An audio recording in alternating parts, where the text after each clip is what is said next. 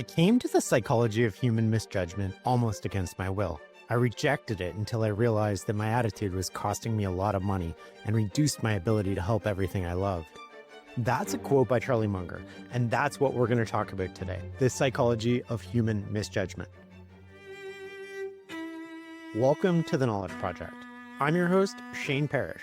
This podcast is all about learning from others, mastering the best of what they figured out so you can use their lessons in your life. Charlie Munger was a lawyer from Omaha who taught himself psychology because Harvard Law School refused to.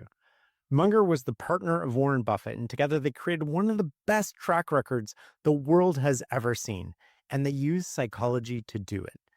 In 1995, Munger formalized what he'd learned into a speech at Harvard. He called it the Psychology of Human Misjudgement.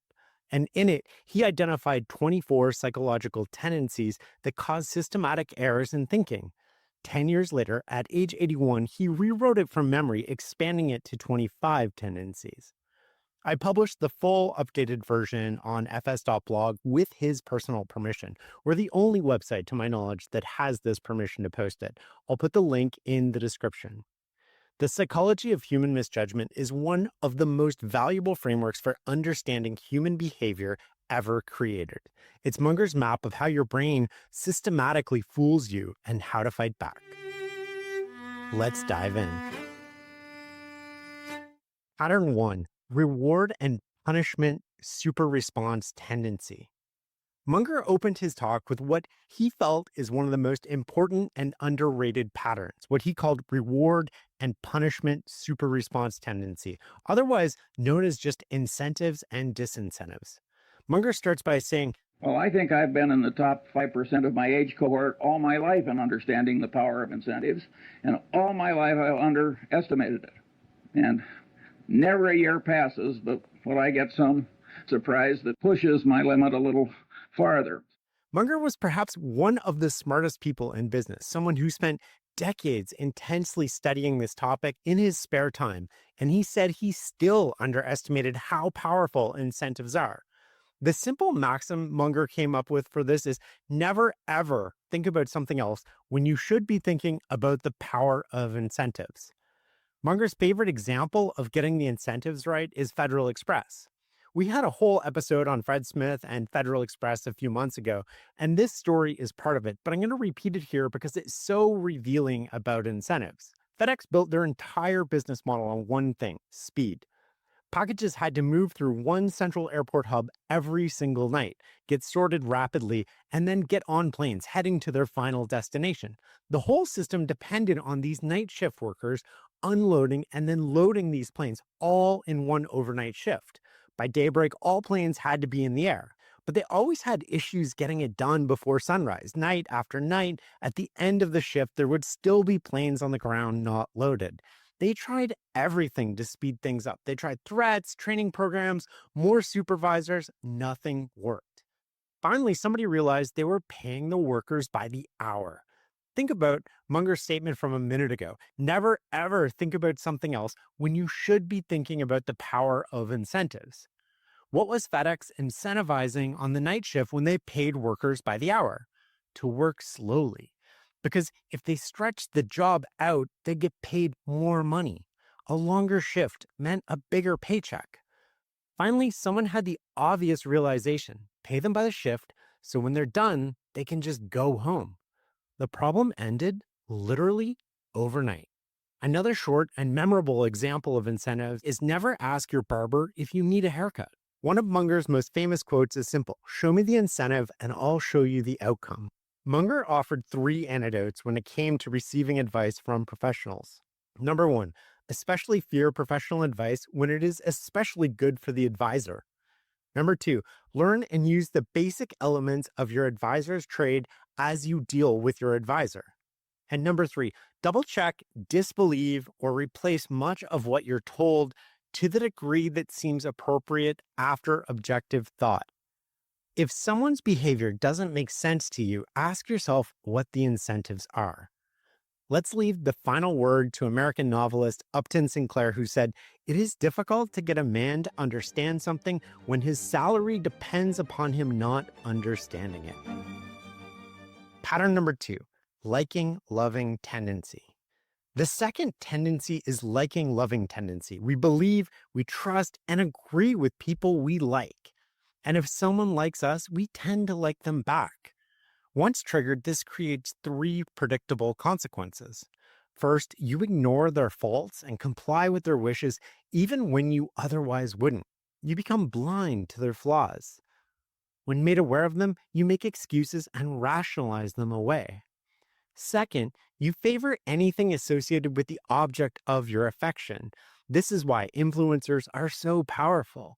You don't just like the person, you like the things that they like, their favorite restaurant, the products they use, even their political views. Third, you distort facts to maintain positive feelings.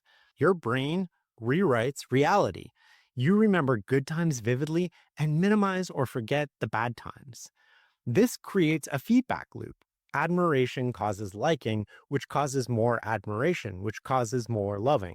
This can spiral so much that people will deliberately destroy themselves to help what they love. In investing, this creates what Munger and Buffett call falling in love with your companies. You buy shares in a business, you study it thoroughly, you meet management. They're charismatic, they're articulate, and they tell you a compelling story. You start identifying with the company, and when somebody criticizes it, you feel personally attacked. Then the business starts deteriorating. Numbers weaken quarter by quarter. Competitors gain ground. Management makes questionable decisions. But you can't see it clearly anymore. Each quarter, you find reasons why the bad news isn't all that bad. It's temporary, you tell yourself. They're investing for the long term. The market doesn't understand them like I do. Meanwhile, your capital evaporates because you can't see reality. And of course, this tendency isn't all bad. Munger points out that loving admirable people and ideas with special intensity is a huge advantage in life. Liking the right people and the right behaviors helps you become a better person.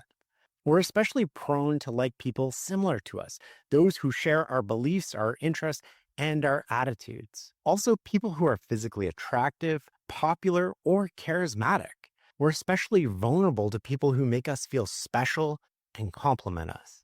We also want to be liked. We don't speak the truth or openly question people because we fear the consequences.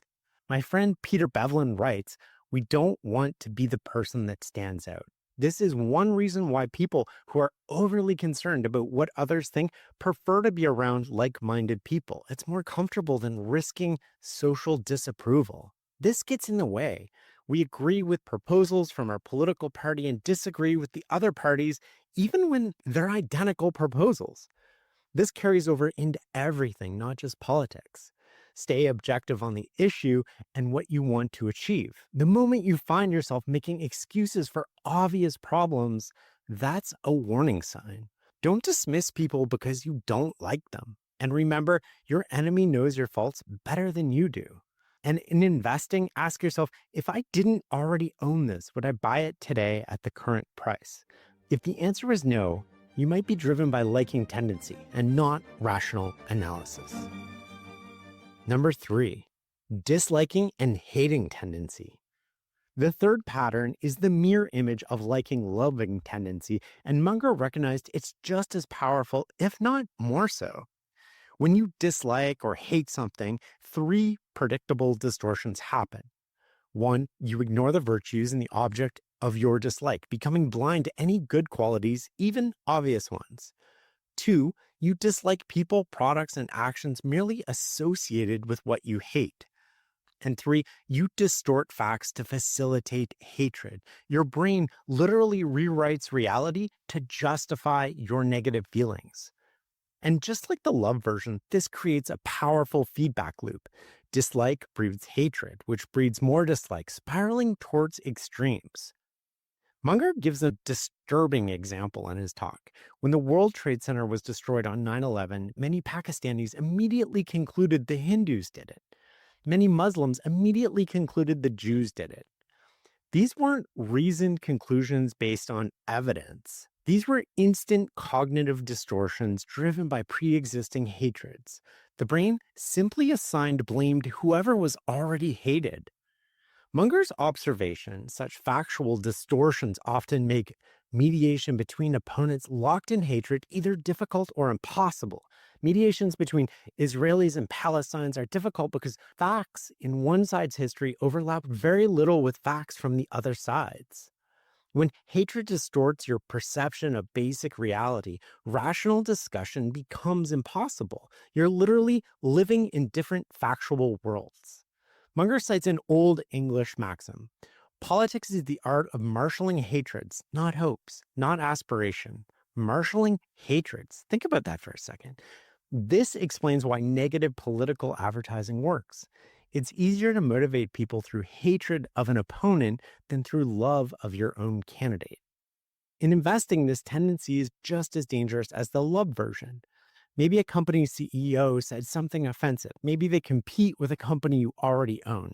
And maybe they just rub you the wrong way. Suddenly, you can't see any virtues. Their successful new product, it's just luck.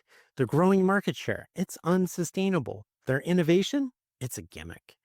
The competitor you hate might be eating your lunch, but your hatred prevents you from seeing it, learning from it, or responding effectively.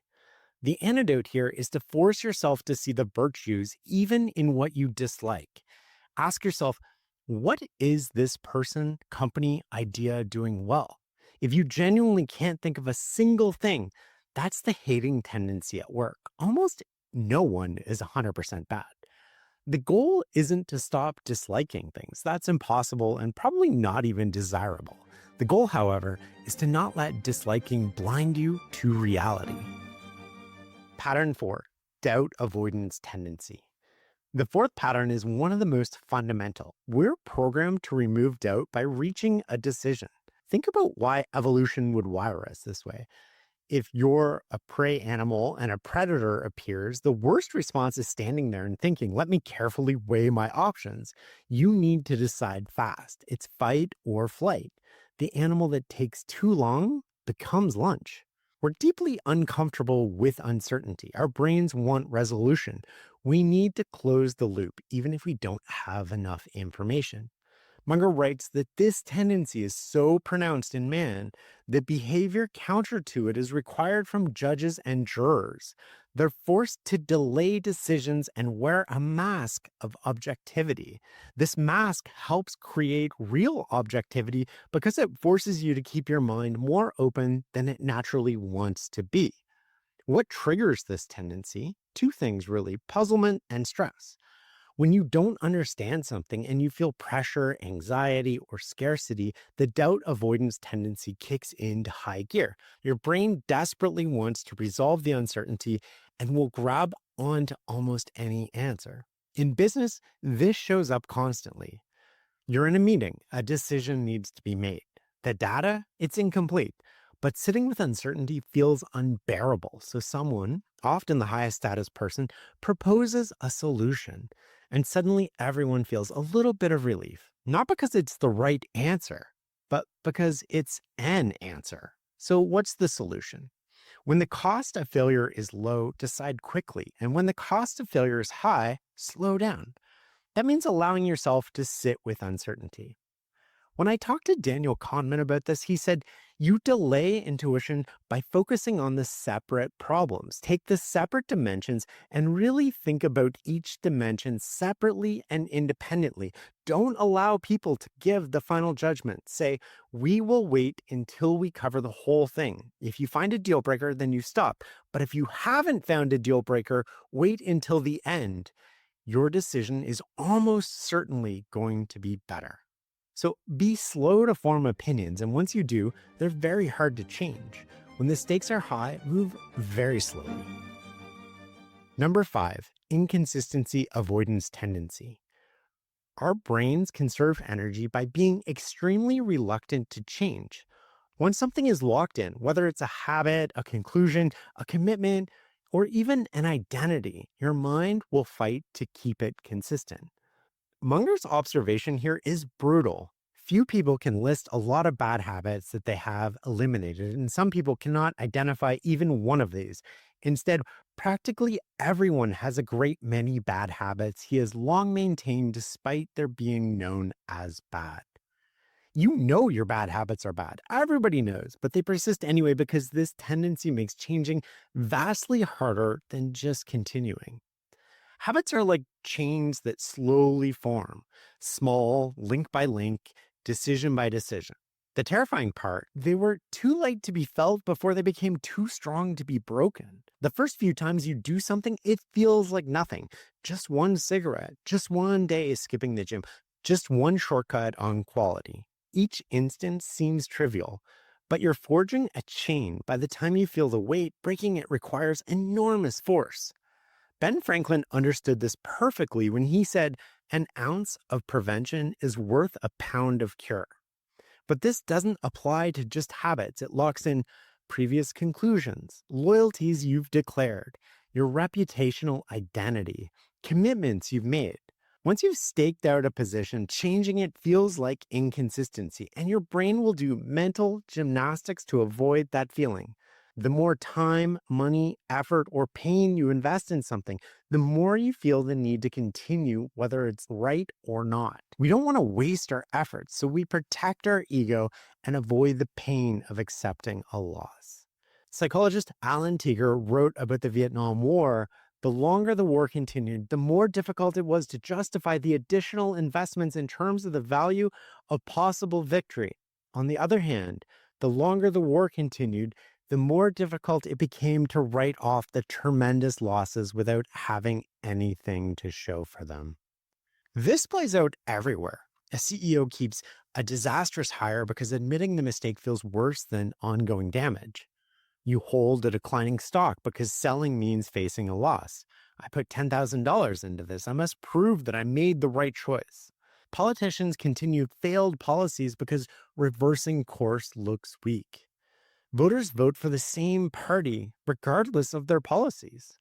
Scottish philosopher Adam Smith wrote, "The opinion which we entertain of our own character depends entirely on our judgments concerning our past conduct.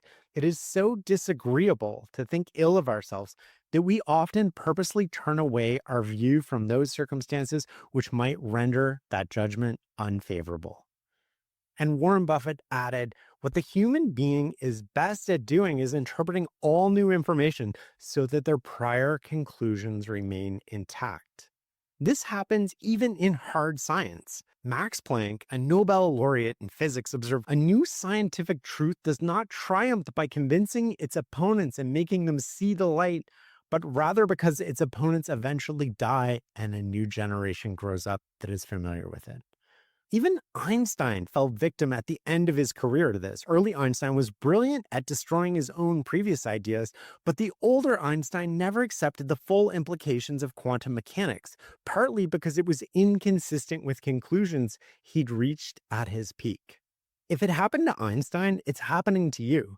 Charles Darwin recognized this tendency in himself, and he built a systematic defense that Munger decided to copy. Darwin trained himself early to intensively consider any evidence that disconfirmed his hypotheses, especially when he thought his hypothesis was particularly good. Why especially then? Because that's when inconsistency avoidance tendency is strongest. When you're most convinced that you're right, you're most resistant to contradicting evidence. The opposite is confirmation bias, seeking only evidence that supports what you already believe. So how do we protect ourselves? First, fight up front. The first time you do something matters enormously. Prevention is easiest before the chains start forming. Avoid the cigarette, go to the gym, do the things that you need to do. Second, adopt Darwin's practice. When you're most convinced you're right, seek disconfirming evidence. Warren Buffett adds, when you find information that contradicts your existing beliefs, you've got a special obligation to look at it, and quickly. Third, stop the sunk cost trap. Warren Buffett adds here, the most important thing to do when you find yourself in a hole is to stop digging. Ask yourself, if I were making this decision fresh today with no history, what would I do? If the answer is different, act on it. Fourth, seek outside perspective. Let someone who wasn't committed to the earlier decision review it.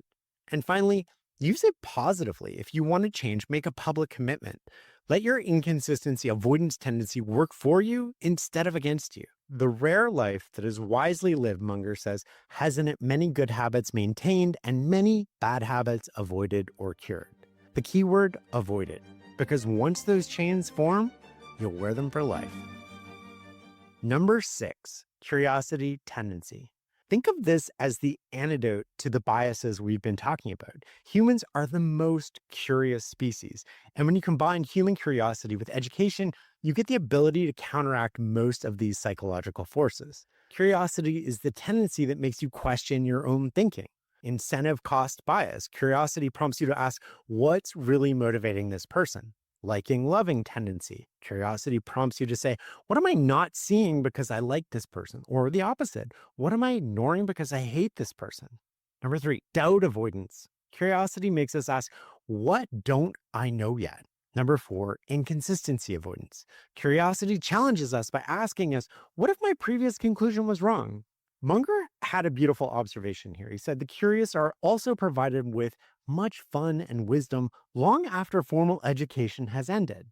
And Munger himself was a lifelong learner. Indeed, that is the pattern I see both across the greats of the past and the present. They're all lifelong learners. Most people stop being curious when their formal education ends. They stop asking why. They stop investigating and they stop learning. The curious, like you, keep going. We keep getting wiser and we keep having fun. Number 7, Kantian fairness tendency. Most humans have a deep-seated sense of fairness based on the golden rule: treat others as you'd like to be treated. Kant's idea is that humans follow behavior patterns that, if everyone followed them, would make the system work best for everyone.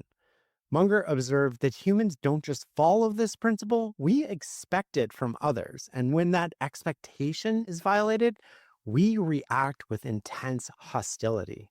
We see this everywhere. Drivers naturally take turns at a one-way bridge with no signs. People let others merge on the freeway. Strangers line up for things first come, first served. No one enforces these behaviors, they just happen. And yet a lot of trouble happens when we expect fairness and it's not provided. What happens when somebody cuts in line? Rage. That's injustice. When someone takes more than their fair share, we have an intense negative reaction. The violation triggers hostility because it breaks a deep-seated human norm. Munger said, how can you fail if you treat other people the way you'd like if you did it to yourself? It's the golden rule. Of course, it works. Understanding this helps you in 2 ways. First, you can harness it. Go positive and go first. People will reciprocate. We'll talk about reciprocation in a minute. It's one of the most powerful forces in the world. Second, manage the hostility. When someone responds with disproportionate anger about something small, often it's because their sense of fairness was violated. Sometimes it's about the current situation, and sometimes they're making up for a past injustice. The specific incident might be minor, but the response feels major. And when you're the one feeling that anger, recognize that your reaction is partly driven by this tendency. Sometimes it's justified, and sometimes it's disproportionate. Knowing the difference requires seeing the tendency operating inside yourself. When you need to build up your team to handle the growing chaos at work, use Indeed Sponsored Jobs. It gives your job post the boost it needs to be seen and helps reach people with the right skills, certifications, and more. Spend less time searching and more time actually interviewing candidates who check all your boxes. Listeners of this show will get a $75 sponsored job credit at Indeed.com/podcast. That's Indeed.com/podcast. Terms and conditions apply. Need a hiring hero? This is a job for Indeed Sponsored Jobs. This episode is brought to you by Tidy Cats, here to level up your litter game with their new Performance Plus lineup. Your home is your happy place, your cats, VIPs. So when it comes to the litter box, excellence isn't optional. Choose from products that specialize in max power clumping, low tracking, or odor fighting so advanced, stink won't see it coming. Tidy Cats Performance Plus. Mission mighty, keep it tidy. Shop now at tidycats.com. Number 8, envy, jealousy, tendency. The 8th tendency is our bias towards envy and jealousy. Warren Buffett has repeatedly said that it is not greed that drives the world, but envy. Munger expected psychology textbooks to cover this extensively. Instead, he found The words envy and jealousy were often completely absent from the indexes in these textbooks. Not undercovered, just completely absent. Envy is everywhere, but almost never gets discussed. We evolved in a world where food was scarce. Seeing someone else with what you need triggered an automatic reaction. I want that. That's the root of envy. Munger gives an example of sibling jealousy, and that's especially intense. Anyone with siblings knows it's worse than envying strangers. Munger says it combines with that sense of fairness. Why does my sibling get something I don't? We're supposed to be treated equally.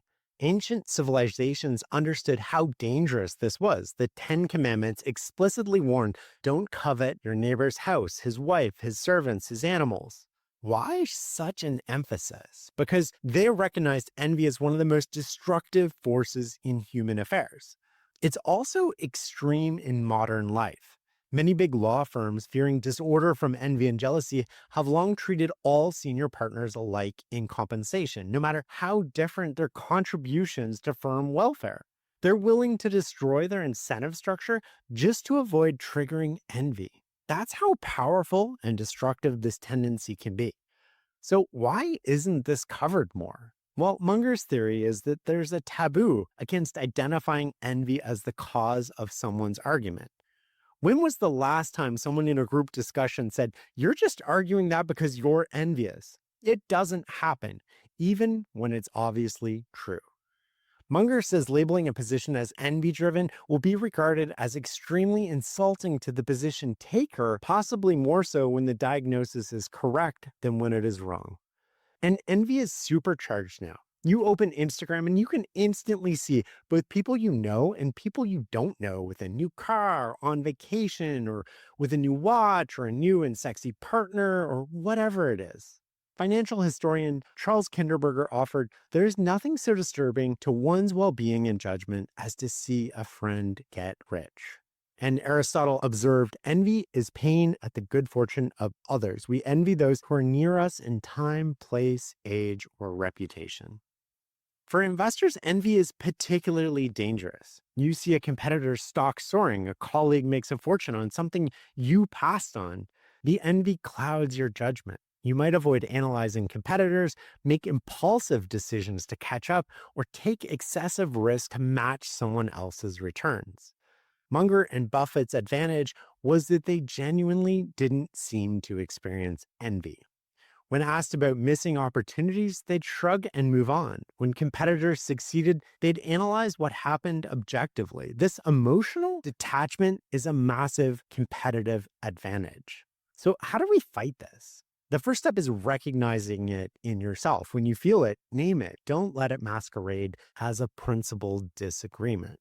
Second, don't compare yourself to others. As Munger says, someone will always be getting richer faster than you. This is no great tragedy. Third, understand that much political and social conflict that appears to be about principles is actually driven by envy. The principles might be real, but the anger comes from envy. And finally, remember the best way to avoid causing envy in others is to deserve the success that you get. Pattern 9 is reciprocation tendency, and this is one of the most powerful forces in human nature, the automatic tendency to reciprocate both favors and disfavors. Reciprocity can be summed up like this. When you act on things, they act on you. There's an action and a reaction.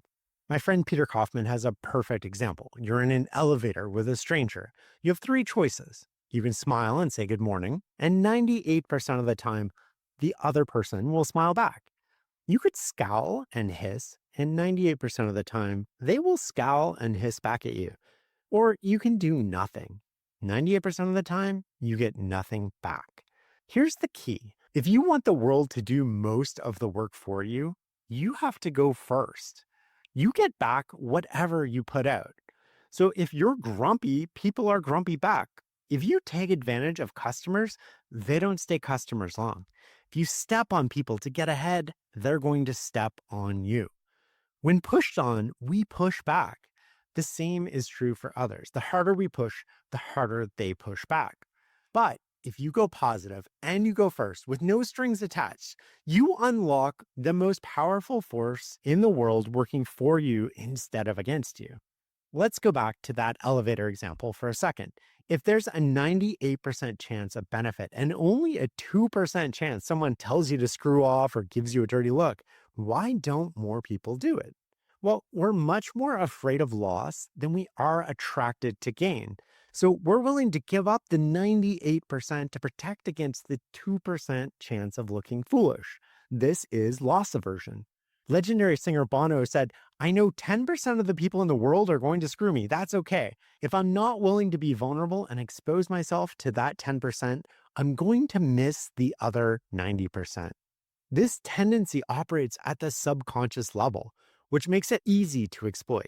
The car salesman who gives you a coffee and a comfortable seat, that small courtesy completely subconsciously tricks you into parting with an extra $500. His cost is $1. Yours, much more. Because it happens subconsciously, you never link the $500 to the coffee. Robert Cialdini demonstrated this brilliantly. His researchers asked strangers to supervise juvenile delinquents on a zoo trip. 1 in 6 agreed. Then Cialdini changed it. First, researchers asked people to supervise delinquents for 2 years. This got a 100% rejection. But then he asked, will you at least spend one afternoon taking them to the zoo? And the acceptance rate tripled to 50%. What happened here? The researcher made a concession. The subjects, on the other hand, reciprocated by making their own concession. So they agreed to something they would have rejected if asked directly. Sam Walton understood this. At Walmart, he wouldn't let purchasing agents accept so much as a hot dog from vendors. And Munger said, given the subconscious level at which much reciprocation tendency operates, this policy was profoundly correct. So how can we use this tendency? First, go positive and go first. If you want cooperation, do favors without keeping score. If you want to de-escalate conflict, make the first concession. The reciprocation follows naturally. Second, use the Sam Walton rule. In positions where favors could compromise judgment, if you're in purchasing or negotiating or decision-making, just have a rule, an automatic rule to accept no favors, period. Third, beware of the concession trap. When someone makes an outrageous demand and then graciously backs off, recognize what's happening. The smaller request might still be unreasonable. Finally, defer hostile reciprocation. When someone wrongs you, resist the immediate urge to reciprocate. You can always tell the man off tomorrow. The reciprocation you get back mirrors what you put out. So go positive and go first. Pattern 10, influence from mere association tendency. The 10th pattern explains why advertisers never show Coca-Cola next to news about dead children. Your brain associates things that happen together, even when there's no logical connection. And once that association forms, it drives your behavior without you realizing it. There are 2 types of learning through association. The first is fairly straightforward. You try a brand, it works well, so you buy it again. That's logical. The second is more dangerous. That's mere association. And here's what Munger said. Many people who have been trained by their previous experience in life to believe that when several similar items are presented for purchase, the one with the highest price will have the highest quality. Knowing this, some seller of an ordinary industrial product will often change his product's trade dress and raise its price significantly, hoping the quality-seeking buyers will be tricked into becoming purchasers by mere association of his product and its high price. This industrial practice frequently is effective in driving up sales and even more so in driving up profits. For instance, it worked wonderfully with the high-priced power tools for a long time, and it would work better yet with high-priced pumps at the bottom of oil wells. With luxury goods, the process works with a special boost because the buyers who pay high prices often gain extra status from thus demonstrating both their good taste and their ability to pay. Even trivial associations have extreme effects. You're buying shoe polish and you are attracted to beautiful women. So when you choose the polish with the beautiful woman on the package, now there's zero logical connection between an attractive woman and shoe polish quality, but the association works anyway. That's why Coca-Cola ads picture life as happier than reality. They're creating associations between their product and positive feelings, even though the product has nothing to do with those feelings. But the most damaging miscalculations don't come from advertisers. They come from what gets accidentally associated with your past success, things you love or hate, and the bad news that you don't want to hear. Or consider the person who gambles for the first time and wins. This success causes them to try again and again, eventually to their detriment. The first win gets associated with the activity, even though it was pure luck. Munger offers an antidote to this. Carefully examine each past success. Look for accidental factors that had nothing to do with why you succeeded. Then look for dangerous aspects of the new situation that weren't present when you succeeded before. Just because something worked once doesn't mean the same approach will work again. Another dangerous association, connecting the messenger with bad news. Ancient Persians literally killed messengers whose only fault was bringing home truthful bad news. It was safer to run away and hide. At Berkshire Hathaway, there's a common injunction. Always tell us the bad news promptly. It is only the good news that can wait. This is a deliberate practice to combat the Persian messenger syndrome. You develop through exercise of will a habit of welcoming the bad news. Another perverse example of this is when someone is down on their luck and you could do them a favor, but you don't. They remember it forever and they associate you with this injustice. Here's an example of how this works I think most people can relate to. Imagine you're in a meeting when someone you have a long history of not liking starts talking. Your inner voice instantly says, "Oh, Joe," and you dismiss whatever that person is saying without even listening to them. Pattern 11, simple pain-avoiding psychological denial. This first really hit me between the eyes when a friend of our family had a super athlete, super student son who flew off a carrier in the North Atlantic and never came back. And his mother, who was a very sane woman, just never believed he was dead. That's simple pain-avoiding psychological denial. The reality is too painful to bear, so one distorts the facts until they become bearable. We all do that to some extent, often causing terrible problems. The tendencies' most extreme outcomes are usually mixed up with love, death, and chemical dependency. When denial is used to make dying easier, for example, someone with a terminal illness maintaining hope, Munger says that conduct meets almost no criticism.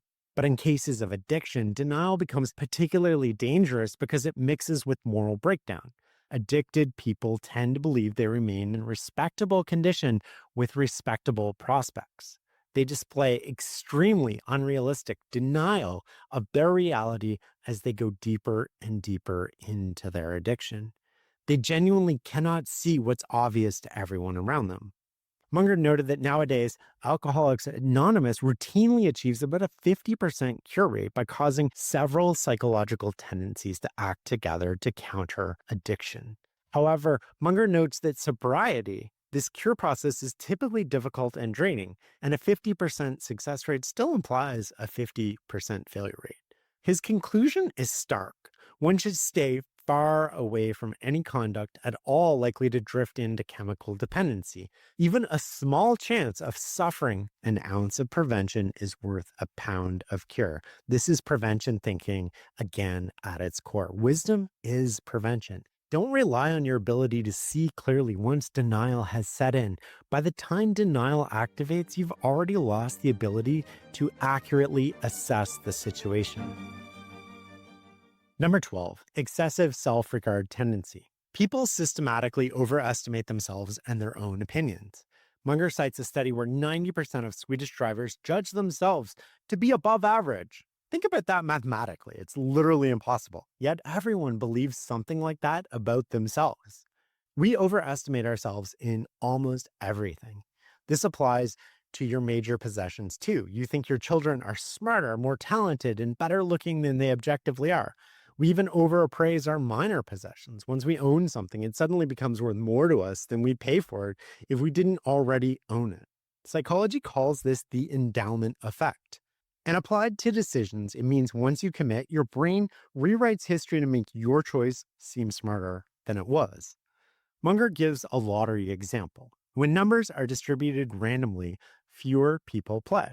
But when people can pick their own number, lotteries become much more popular. This is completely irrational. The odds are the same either way, but because of our irrational love of our own choices, we buy more tickets when we pick the number. Excessive self-regard causes bad hiring decisions constantly. Employers grossly overappraise the worth of face-to-face impressions. The antidote to this is to underweight face-to-face impressions and overweight the applicant's past track record. And Munger practiced this himself. While chairing an academic search committee, he convinced members to stop all interviews and simply appoint the person whose achievement record was much better than anyone else's. When told he wasn't giving academic due process, he replied, "I was the one being true to academic values because I was using academic research showing poor predictive value of impressions from face-to-face interviews." There's a famous observation from Tolstoy: the worst criminals don't think of themselves as all that bad. They come to believe either that they didn't commit their crimes, or considering the pressures of their lives, their behavior is completely understandable and forgivable. That second one, making excuses for poor performance instead of fixing it, is enormously important. So many people try to get along by making excuses instead of fixing poor performance. You need personal and institutional antidotes. Munger heard of a teaching method so effective, a child remembered it 50 years later. The child later became the dean of the USC School of Music and related what his father said when he saw his child taking candy from an employer with the excuse that he intended to replace it later. The father said, "Son, it would be better for you to simply take all you want and call yourself a thief every time you do it." Don't make excuses or rationalize bad behavior. If you're going to do it, at least be honest with yourself about what you're really doing.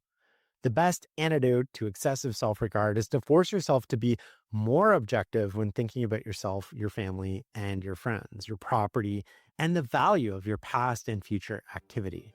In the words of Biggie Smalls, never get high on your own supply. Pattern 13. Overoptimism tendency. About 3 centuries before the birth of Christ, the Greek orator Demosthenes said it perfectly: "What a man wishes, that also will he believe." We don't just deny painful realities. We're excessively optimistic even when things are going well. Overoptimism is the normal human condition. The evidence is everywhere. Look at people buying lottery tickets despite terrible odds. We see what we want to see. We believe what we want to believe. The wish creates the belief. Munger's antidote to this is straightforward. Train yourself to use simple probability math, the kind taught to high schoolers. The mental rules of thumb that evolution gives us to deal with risk are not adequate, Munger writes. They resemble the dysfunctional golf grip you would have if you relied on evolution instead of golf lessons. Force yourself to calculate actual probabilities. Don't rely on gut feelings, and don't expect wishing something true will make it so. Do the math. Pattern 14, Deprival-Superreaction tendency. This is the pain of losing something is much higher than the pleasure of gaining the same thing. Losing $10 hurts more than gaining $10 feels good. And if you almost get something you want and it's jerked away from you at the last moment, you react as if you've owned it for years and lost it. We also misframe our problems. A man with $10 million in his brokerage account will often be extremely irritated by losing $100 from his wallet. He compares what's near instead of what matters. Munger used his family dog to illustrate this point. The dog was totally friendly and sweet-natured, but there was one way to guarantee getting bitten: try to take food away that was already in its mouth. The dog couldn't help it. Nothing could be more stupid than biting your own master, but the dog couldn't control it. It was pure instinct. We react with irrational intensity to even small losses or threatened losses of property, love, friendship, territory, opportunity, status. Basically, anything we value.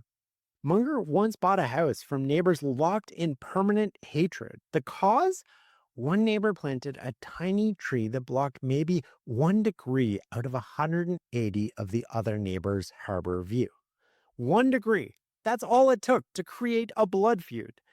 This gets really dark in labor relations. Entire companies go out of business because competition forces them to either cut labor costs or die. Workers won't accept the cuts, even when accepting lower pay would save their jobs. So the whole company goes under instead. You'd be better off with lower pay than no job at all. But Deprival-Superreaction makes that logic invisible.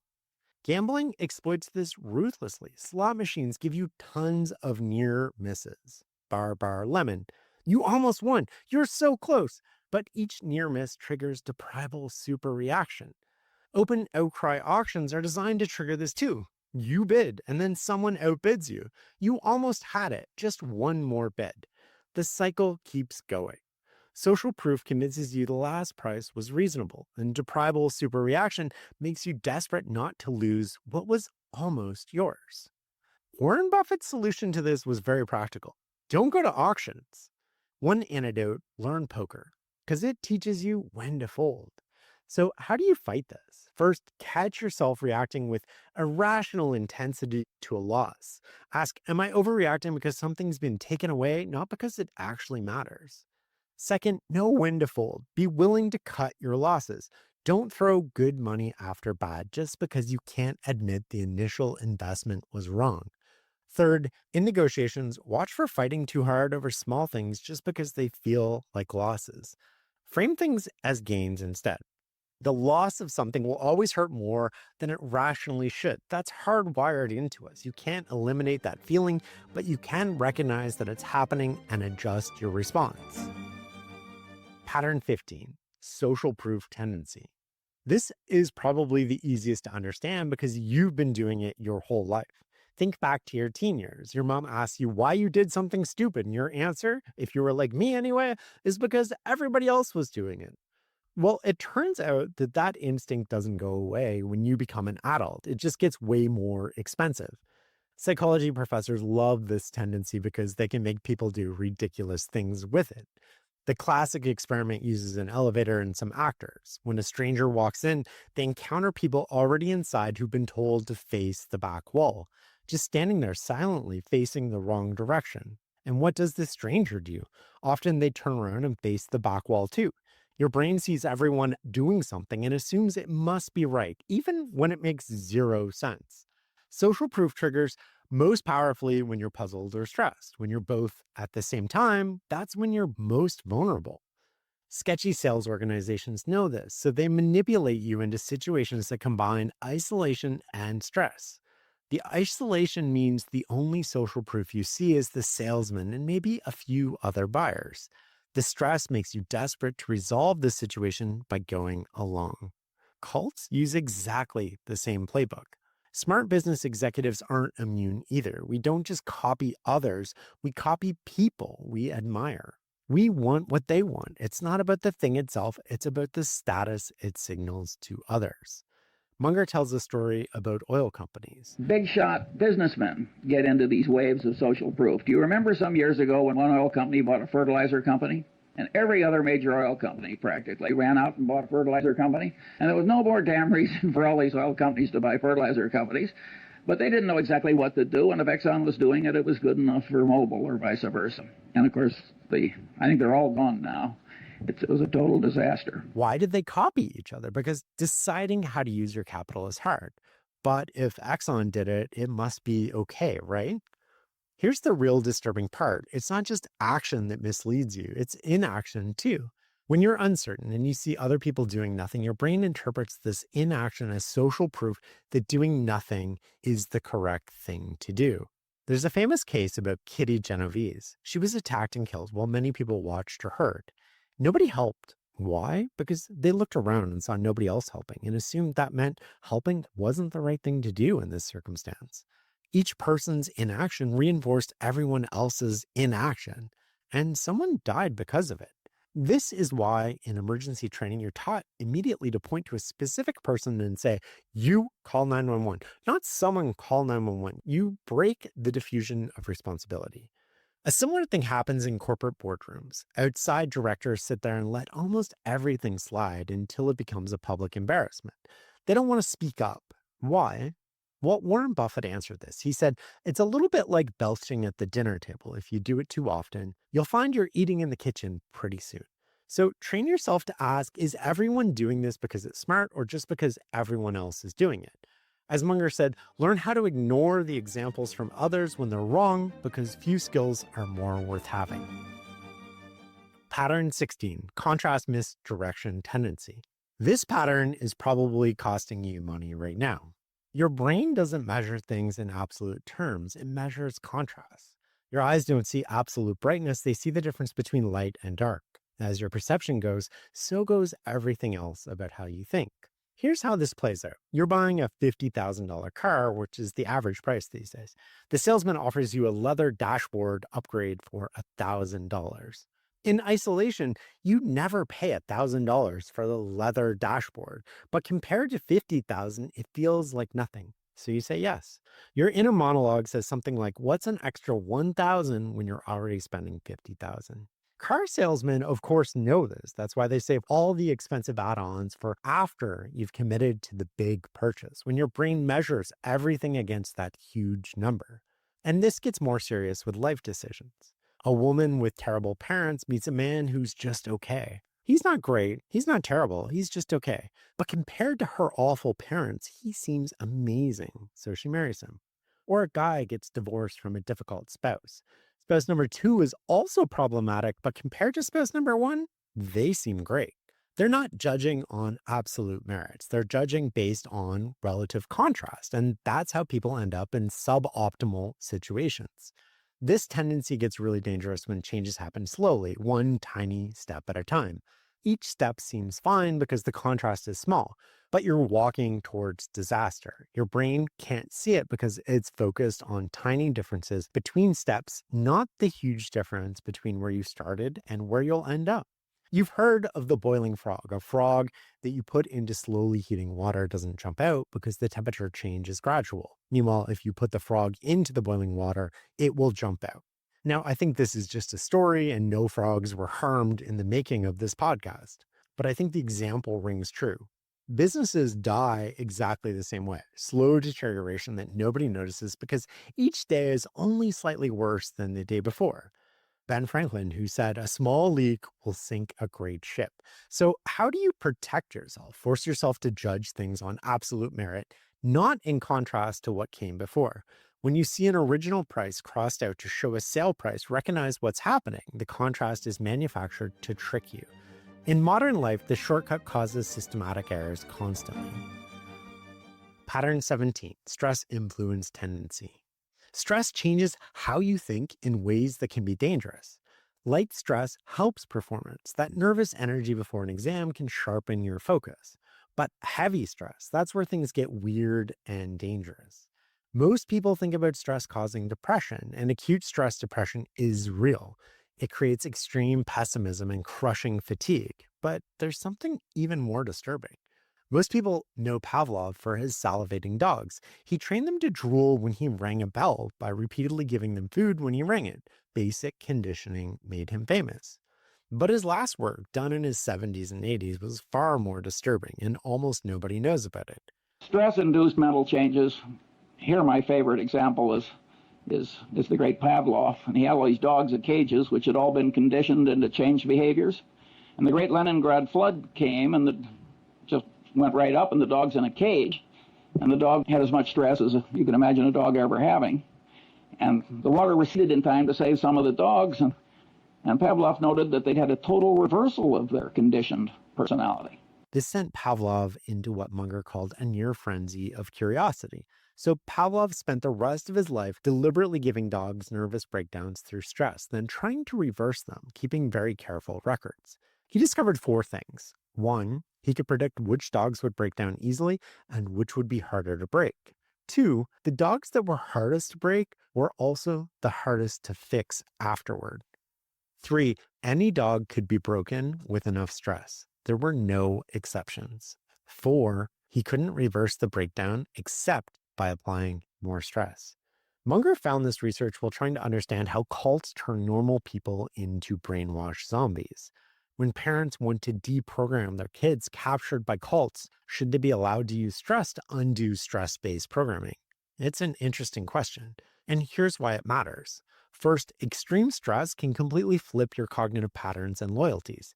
People under maximal stress don't just think worse, they can end up thinking the complete opposite of what they believed before. Second, manipulators know this. Cults, abusive relationships, and certain sales operations use isolation plus stress deliberately. It breaks people down. Third, if you're dealing with someone under serious stress, recognize their judgment is compromised. Wait to make big decisions together. Don't trust major commitments made under extreme pressure. And finally, if you're under heavy stress, defer important decisions if you can. Your brain literally isn't working normally. The 18th pattern is availability-misweighting tendency. Your brain is lazy. It works with what's available rather than what's actually important. There's an old song Munger referenced that captures this perfectly. When I'm not near the girl I love the girl I'm near. That's your brain on availability bias. It overweighs whatever's easy to remember or easy to visualize and underweights everything else. The anecdote here is simple but not easy. An idea or fact is not worth more merely because it's easily available to you. The 19th pattern is use it or lose it tendency. If you've ever tried to speak a language you learned in high school, you know exactly what this is. Munger tells a personal story. He was a whiz at calculus until about age 20. Then he stopped using it. This skill vanished, completely obliterated by non-use. Look at how pilots train. They use flight simulators to practice emergency procedures they'll probably never use. Why? Because if they wait until the actual emergency to practice, it's too late. This skill has to be there, ready, and constantly maintained. The great pianist Paderewski had a saying, if he failed to practice for a single day, he could notice his performance getting worse. After a week without practice, the audience could notice too. One of the greatest pianists in history, and if his skills degrade that fast, what about yours? Here's the good news. If you actually master a skill, if you push it to real fluency instead of just cramming to pass a test, two things happen. One, it degrades more slowly. And when you do need to refresh it, it comes back much faster.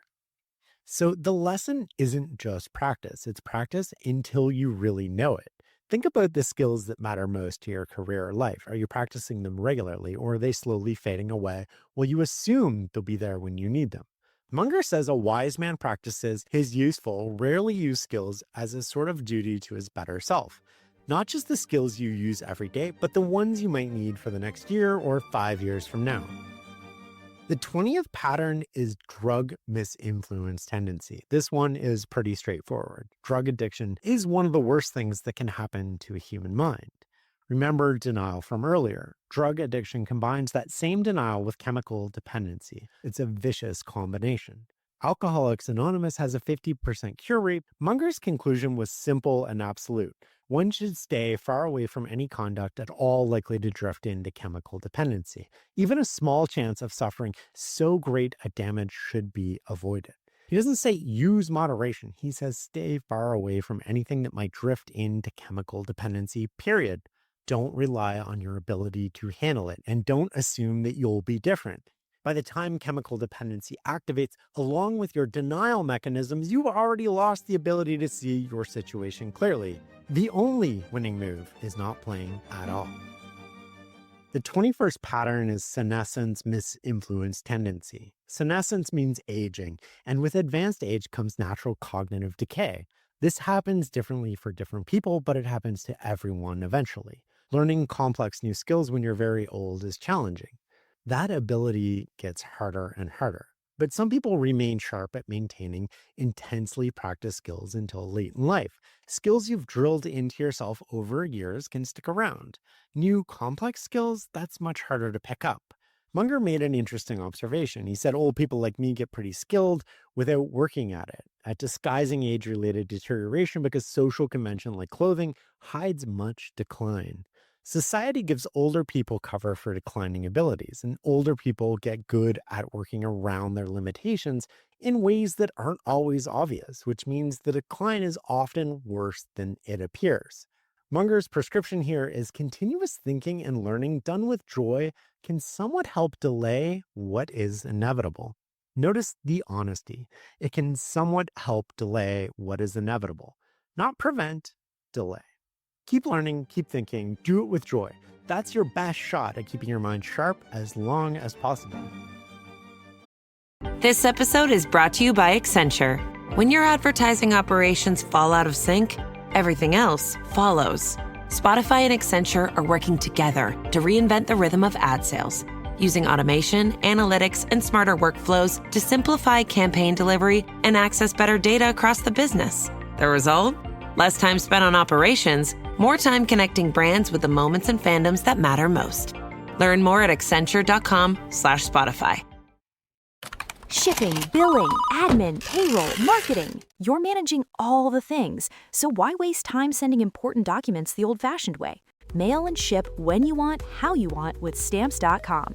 Print postage on demand 24/7 and schedule pickups from your office or home. Save up to 90% with automated rate shopping. That's why over 1 million small businesses trust Stamps.com. Go to Stamps.com and use code PODCAST to try Stamps.com risk-free for 60 days. The 22nd pattern is authority-misinfluence tendency. Smart people do incredibly stupid things just because someone in charge told them to.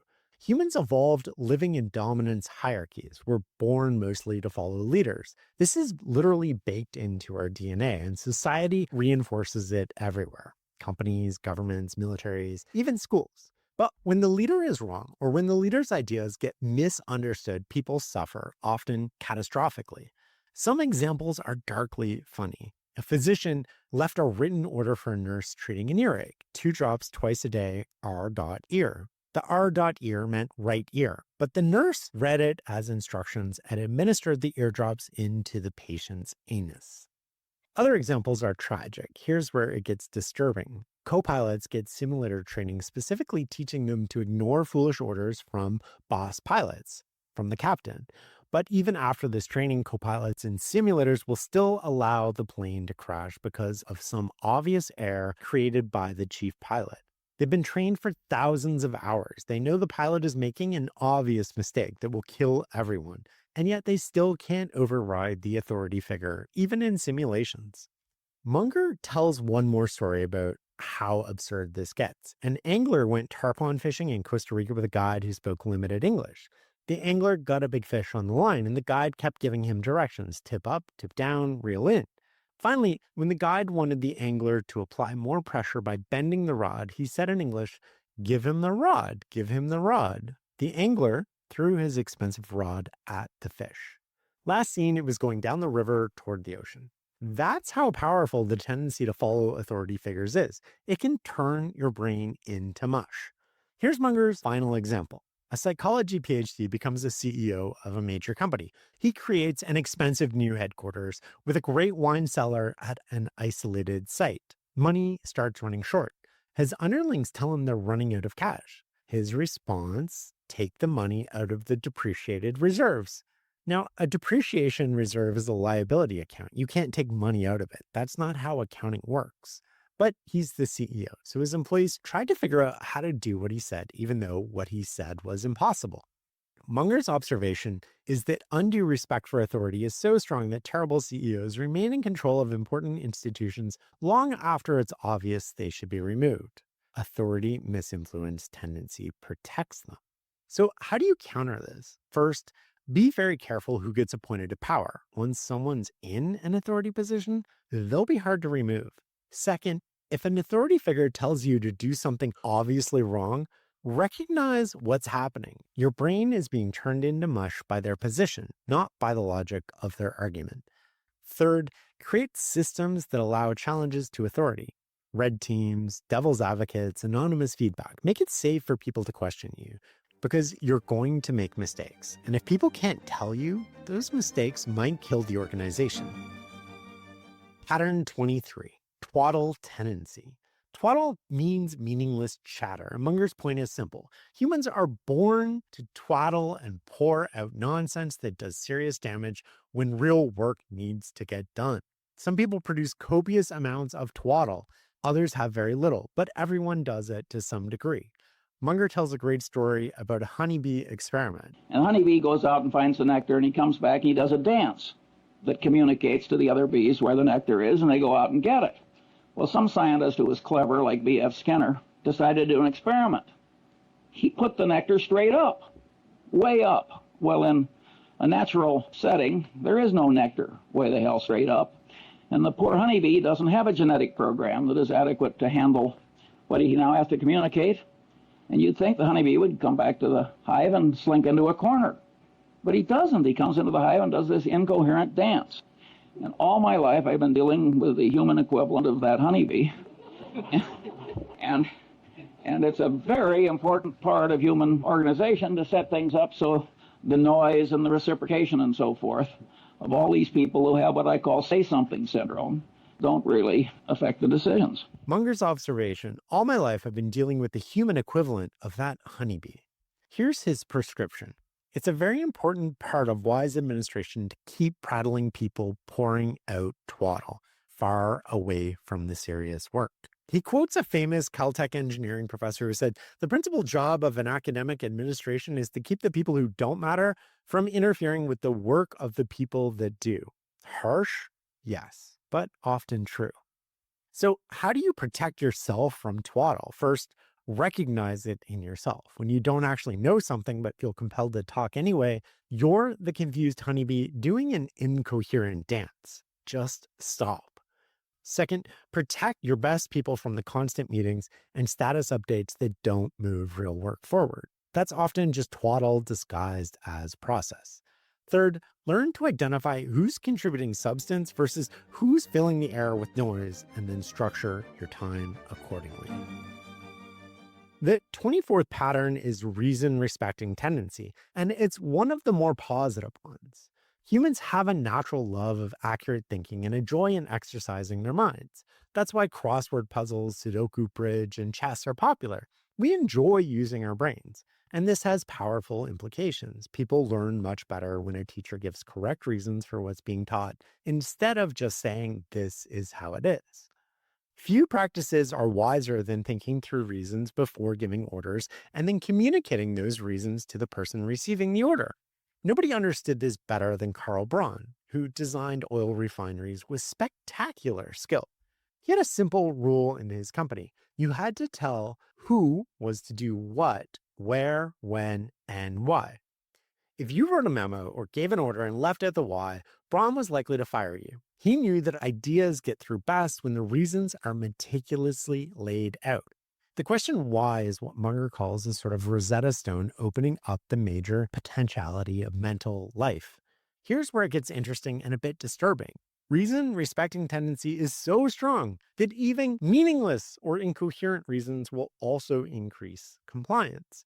Psychology experiments demonstrated this. People successfully jumped to the head of lines at copying machines simply by explaining, I have to make some copies. But that's not actually a reason. Everyone in line has to make copies. That's why they're in line. But just providing any reason at all, even a meaningless one, increased compliance. Our brains hear the structure of reason giving and respond positively, even when the content is nonsense. Naturally, salespeople and cult practitioners use this. They lay out various claptrap reasons to get what they don't deserve.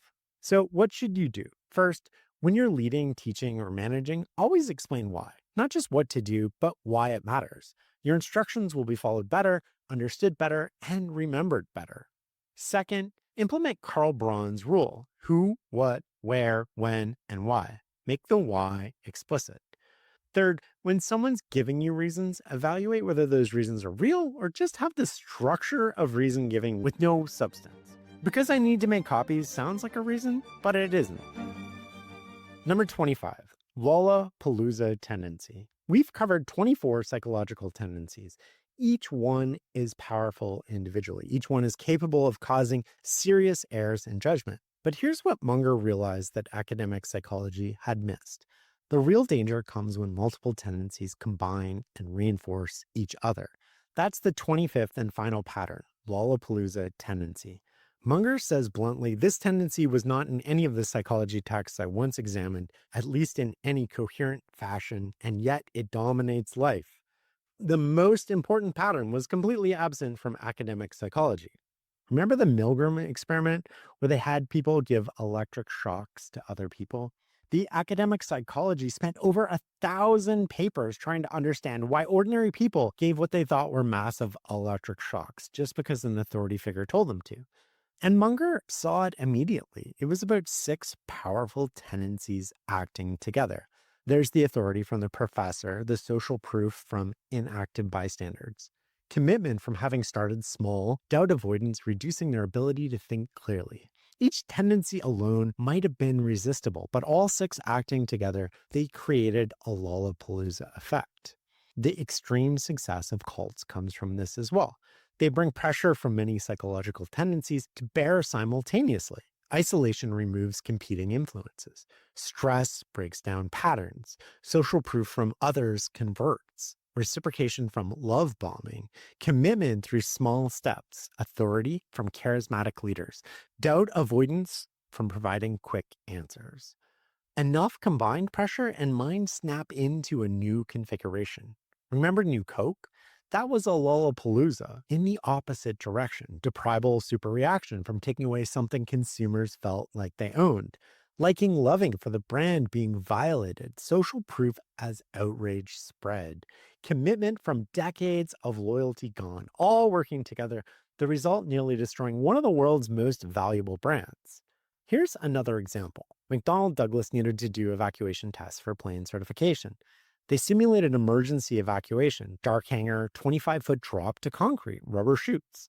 The first test went terrible. There were 20 injuries, people going to hospitals. They missed the time requirement to evacuate. So what did they do? They did it again the same afternoon. The second test, 20 more injuries and one person with permanent paralysis from a severed spinal column. As Munger puts it, 3, 4, 5 of these things work together and it turns human brains into mush. In real life, psychological tendencies rarely operate alone. They consistently combine and reinforce one another, creating effects larger and more unpredictable than the sum of their parts.